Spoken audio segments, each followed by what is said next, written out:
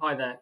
My name's Dominic Lane, and I want to take this opportunity to talk through how qualifications are going to be awarded for students at Lutterworth College and the process that they're going to go through over the next term. Really conscious that students' families are really anxious and worried about what is coming up, what the expectation is going to be of them, and how their grades are going to be determined. So this presentation will hopefully take you through the timeline and an explanation of each stage and alleviate some of those fears.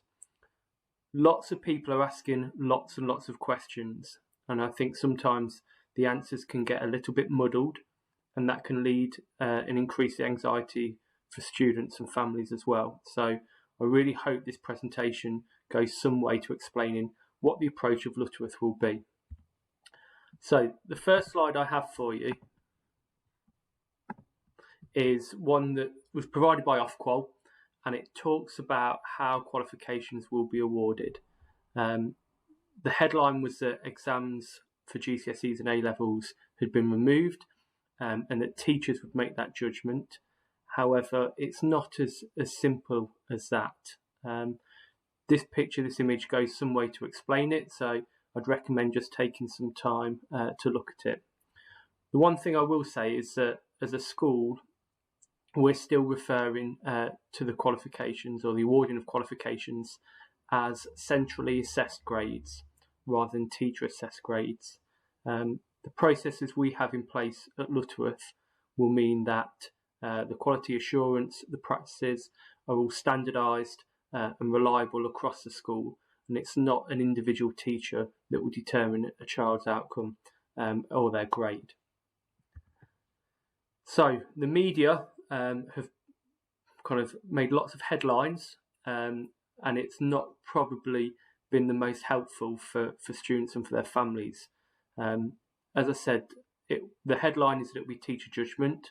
As a school, we will make a decision about the standard at which a student is performing at, and that will be the grade that is put forward by the school. Obviously, we're going to work really, really hard to support our students to ensure that none of them are disadvantaged because of the pandemic. It wouldn't be in anybody's interests to award grades to students that do not reflect their abilities and how hard they've worked. So I want to reassure everybody that we'll be trying our best and working really hard to make sure that people get a grade that reflects what they are capable of. But it's important that families trust us, and I know that's a big ask, and that you give us the time and space that we need to go through this process, because if we spend lots of time kind of answering individual questions and queries, it will detract us from what should be our main focus of making sure the students in our school get the grades that they need and deserve. So this is the timeline that we're going to follow. I've kind of given it 6 stages. Stage 1 is the return to school, and that's where we're at the moment. Stage 2 is the Easter break. Stage 3 is in-class assessments and responsive teaching. Stage 4 is our final assessment window. Stage 5 is awarding grades and the quality assurance processes. And Stage 6 are the results days in August. I'm going to go through each of those stages in a little bit more detail. So as I said, we're in the Stage 1, the returning to school, and that will go up to March the 26th and the Easter holidays. It's been really nice to see students back in school. I've been in every day since January, and it's been a little bit eerie and very, very quiet. So yesterday, on Wednesday, and today, having children back, it's been absolutely fabulous seeing them all mixing and talking and just kind of excited to be back in school. They've missed approximately 60 days, or they've been absent from school about 60 days. So our focus until Easter is just about reintegrating them back into the routines of school. We want them to be enjoying face-to-face learning and teaching, practicing good learning habits, and engaging in the curriculum and the subjects that they opted to take. We want them to be enjoying their lessons, and teaching and learning is our first priority. If there are any assessments that are taking place, these are going to be low stakes tests. The sole purpose of them is to determine where students are at and what approach we need to take after the Easter break. So up until Easter, just about getting back into the classroom and enjoying being back in school. Stage 2 is the Easter break, and there's no escaping that when students return, the next half term is going to be stressful and intense. There's no other way of kind of hiding that or pretending that it's not going to be the case. We've got to go into it with our eyes open, that we're going to, naturally there's going to be a lot of asked of the young people in our care, but we're doing that so that we can best support them and give them the outcomes that they deserve. So the Easter break needs to be taken as a chance to recover, because they'll have done 2.5 weeks in school and that will take its toll. But also, as a school, we'll put together a programme that will support students and give them advice and guidance on how best to prepare for the coming half term, so that those that want to do work and want to plan have that support available to them. Stage 3 is in-class assessments and responsive teaching. And this is going to run from April the 12th until May the 14th and will last for 5 weeks. Okay, so we're going to continue to teach students for as long as possible. I don't anticipate they're going to be sat in lessons revising. It's going to be teaching from our specialist staff. There will be an approach of formally assessing students during this, and they will aim to assess a broad range of specification content. Any assessments that take place will be done in class and therefore will be less than an hour. Assessments will relate to the subject specification content that they have been taught. Okay, so anything that children haven't been taught won't be assessed, and the assessments will reflect the sort of questions and tasks that students would normally take in a qualification. So there shouldn't be any surprises. It's just going to be shorter assessments than perhaps they were anticipating, and it's going to be questions that they are used to having. The questions and tasks will be accessible for lower ability students, but they will also have a level in there which allows our higher ability students to demonstrate that they are capable and can achieve those higher grades. For each one, each subject, we anticipate there will be at least one assessment in each subject.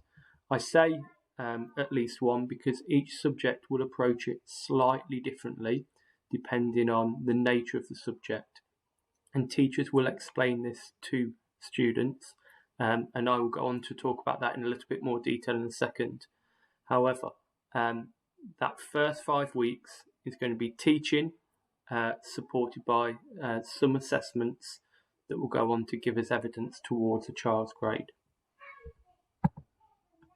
Okay, the next stage, stage 4, is our formal assessment window, and this will last for 2 weeks from May the 17th until May the 28th.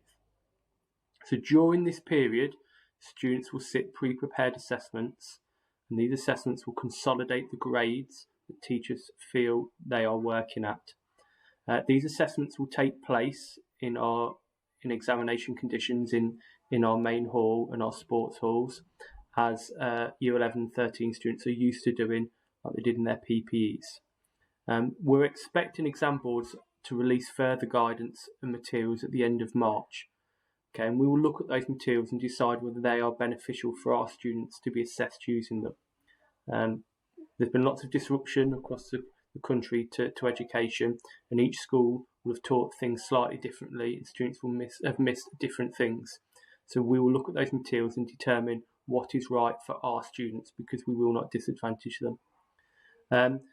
It's not a normal year, so don't expect that assessments will follow a normal format. So for example, in GCSE Maths, students would typically have sat 3 90-minute papers. We do not anticipate that students will be doing that type of assessment during this window. There will be shorter assessments and there will probably be fewer. However, it will assess the breadth of the curriculum that students have been taught. It will not assess anything they have not been taught. And these assessments are to prove where a student is performing at, not determine where they are performing at.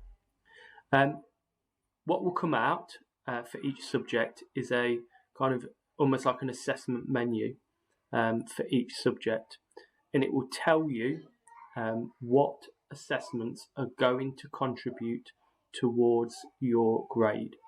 Now we'll look at those for each student individually and determine whether they are the right assessments. But it will, as I say, it will be a menu of the options that will be contributing towards them. And that may include the PPEs from before Christmas. I've called them assessment 2, 3 and 4 because it will vary across subjects. And I've put the formal assessment window in there. If you've got coursework subjects, that might also count. If you've done any important assessments prior to your PPEs, that may also count. But this will be shared with you for each subject individually. A little bit more clarity, and I've tried to break it down into 3 areas. So subjects such as maths are assessed using examinations generally. So the majority of your grade will be made up of internal assessments during stages 3 and 4 with a contribution of previous data. A subject like PE, which has coursework, will have the coursework contributing to the grade with the internal assessments during stage 3 and 4 and any previous data. A subject like art, which is all coursework based, it will be the portfolio that a child has produced which will contribute to the grade. Now it's worth saying that in any subject where there has been coursework or there is coursework, you will be assessed on the work that you have produced, and you will not be disadvantaged if the pandemic has stopped you finishing that piece of work. Okay, so if the pandemic has meant that the subject has run out of time in producing that piece of NEA, you will not be disadvantaged, and we'll mark you on the work that you have completed and the quality of that work. We will then bring in all of that assessment for each subject and each student. We'll collate it, we'll quality assure it. We've got our typical processes in schools. We've got the work that we do with relationships we have at other schools where we exchange papers and we look at the types of assessments and the levels of work that students are producing. There'll also be the quality assurance that happens from exam boards. That will all happen prior to June the 18th when grades will be submitted to the exam boards. They will then process it ready for results days on August the 10th for A-levels and August the 12th for GCSE students. Now, we don't yet know whether those results days will be able to happen in person. I really hope they are, because I was disappointed last year that we couldn't do those events with last year's cohort. So I think I'm quite excited, the thought of getting everybody together and watching you open your results and being proud of what you've achieved. But we will have to make a decision on that at a later date. That's the end of the presentation. I hope that gives you some clarity about how we are going to work as a school.